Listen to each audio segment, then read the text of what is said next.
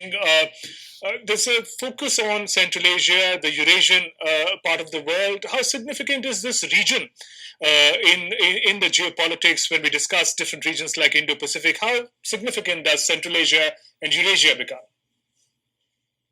Thank you, Shubhendu. Actually, only in 1990s, after the collapse of Soviet Union, the focus came upon this new region called Central Asia. And the focus also came upon enormous resources of energy that many of these countries possess. And since then, I think the core of Shanghai Cooperation Organization has been this 5 Central Asian republics, of course, on both sides joined together by Russia and China. Later, India and Pakistan joined in 2017. And as you mentioned, now Iran and Belarus are likely to be the new members in coming years once they complete the procedures that are required to complete it. So in that sense, the focus on this region is driven primarily because two very important countries, Russia and China, and now, of course, another large country called India are part of this grouping. And in this region, they're focused primarily on energy security. As I mentioned, enormous amount of sources were discovered in Central Asian republics, but also on another very important issue of countering terrorism in terms of regional security that you mentioned. So, you would remember that way back in 2004, a regional anti-terrorist structures organization was created in Uzbekistan on behalf of Shanghai Cooperation Organization.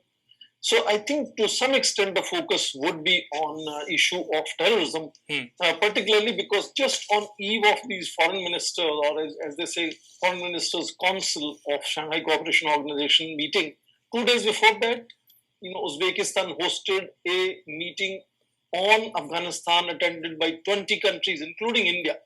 And of course, this regional anti-terrorism structures, which is there for almost more than a decade now, focus will be partly on Taliban, Afghanistan, how to deal with that issue. But of course, Ukraine will be another area because this region is very sort of adjacent to the area of crisis of Ukraine crisis for some time. That could be another area. But let me add very quickly, I think a lot of bilaterals very often, which are not the focus of attention, very often end up being more productive than the main meeting on which media knows a lot and expects a lot. So the meetings that Indian foreign minister is likely to have with, of course, Sergei Lavrov or with Wang Yi for a second time this month. But most interesting, I think, speculations about whether he will have a bilateral meeting with Bilal Bhutto, the new foreign minister in Central of Pakistan. A whole lot of contradicting sentiments have been expressed so far from him. He's been critical of Imran Khan isolating Pakistan, and this includes the closing of trade after reorganization of Jammu and Kashmir that India did in 2019. He wants to revive that trade, but at the same time, he's used harsh words like supremacist for the Indian government. So, one is not sure which way he wants to take the relationship with India. And in case that meeting happens, you would remember this will be the first meeting after 2016. Right. In fact, as foreign secretary, foreign minister had gone to Pakistan for talks in 2015, way back. So I think in case some meeting of that nature happens, that will open door for Shahbaz Khan also meeting then potentially in September with Indian Prime Minister. Greater speculations are happening on that bilateral perhaps here, but all other bilaterals, of course, also are important. And in that sense, continuous connection that India individually makes with all these countries, keeps India, sort of really playing an influential role in agenda setting and in sort of taking a certain direction which India wants to take Shanghai Cooperation Organization in coming times. Right. On many international platforms, particularly ones where the Western powers were represented, Prime Minister Modi and External Affairs Minister have repeatedly spoken about how the Western powers almost forgot about Afghanistan as the focus shifted to Ukraine. But is this the platform where important powers of the region are coming together for once again focus on the developments in Afghanistan and really work towards a reconstruction? Indeed, many of us have argued saying that Shanghai Cooperation Organization is an ideal multilateral platform to focus on how to bring stability and peace and how to organize humanitarian aid in Afghanistan.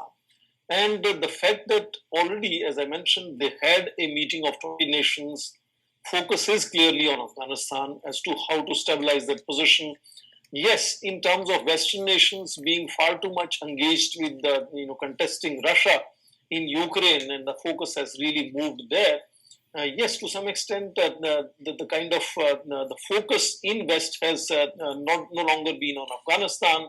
Now, this could partly be Shubhandu also because the kind of exit that NATO and United States had from Afghanistan, they really want to make sure that people forget that as soon as possible.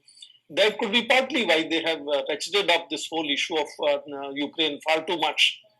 And therefore, I think the focus now comes back naturally to the neighbors of Afghanistan, which is what Shanghai Cooperation Organization is and will be after, for example, Iran joins it and Belarus also is going to join it. And therefore, Shanghai Cooperation Organization is an ideal multilateral platform if you have to think of a multilateral platform. Right. And individually, these countries, whether it is Russia or it is Uzbekistan, India itself, for example, last November, you remember, National Security Advisor had organized a regional security dialogue of all the national security advisors and their equivalent people from the neighboring countries. And India is fully involved in providing humanitarian aid now for several months on the ground. So India makes it very quickly a distinction, expecting certain benchmarks, to be there on which the government in Afghanistan, even if Taliban government is there, should come up to, inclusive government and others, but not waiting to provide relief on the ground until Taliban has, accepted all the benchmarks and proven itself good upon them. And that is interesting distinction that India makes, that people on the ground should not suffer, and whatever aid and assistance we could do, we should provide. And India has gone to the extent of opening talks to find land route through Pakistan. Right. You remember, terror and talks will not go together is a talk for the last 7 years. But to help people in Afghanistan to provide humanitarian aid, India has even gone to the extent of talking to Pakistan to get land route to reach Afghanistan. So India has developed a very nuanced and effective approach, I think, as far as Afghanistan is concerned. And therefore, when I said the Shanghai Cooperation Organization is an ideal multilateral platform, India is a very important voice there as to how we can contribute, how we can build that consensus and ensure stability and peace in Afghanistan. And we'll have to wait and